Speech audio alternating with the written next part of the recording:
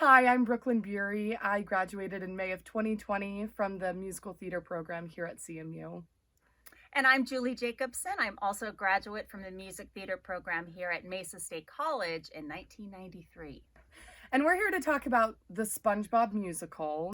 It was such a good show. I loved it so much I actually came back Saturday night too. Oh, Yes. I brought my kids. Oh, good. Because we are huge SpongeBob fans. SpongeBob actually helped me raise my children. What a silly, giddy, delightfully, deliciously hysterical show. It was bright and funny, and I'm absolutely blown away. What did you think? I actually am the complete opposite. I did not grow up with SpongeBob. So coming in, I had no context of SpongeBob or any of the characters. I knew of them, but I didn't know the inside jokes. So I was a little worried when I came in.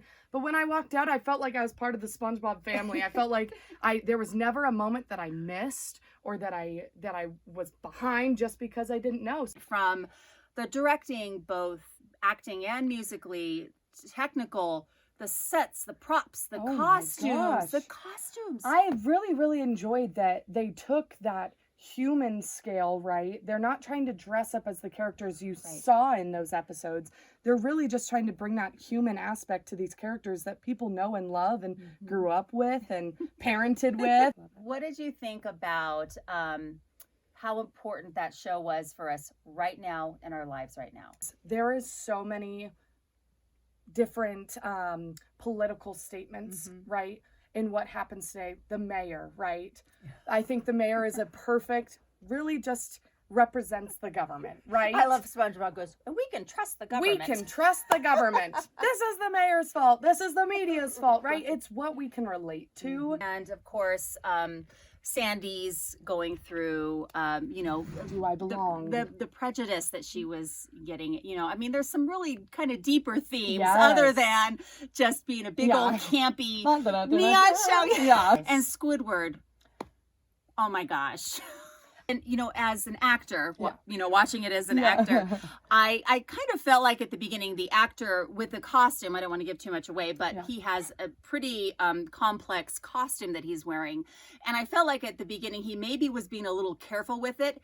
And then he busts out a tap number. I'm like, there was no holds barred with that costume. I was completely shocked. So at the very beginning of the show, did you know who Patchy the Pirate was at first?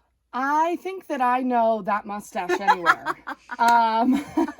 Seeing our special guest appearance there, Jeremy Franklin, the director of musical theater. I mean, obviously he's my mentor, through my 4 years in the musical theater program, and just the growth that he helped me get from A to B, is just so exponential. So seeing him on stage and showing me how to do it, how to do it right, was just so rewarding.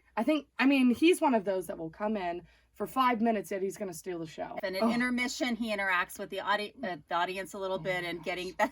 Yes, did you get the pirate program? Did I? Oh, are you kidding? And when we left, my kids went, did you get Patchy's program as well? Because they really wanted that as a souvenir. So it's definitely a souvenir program, just like he says. You've got to grab it at intermission right before Act 2.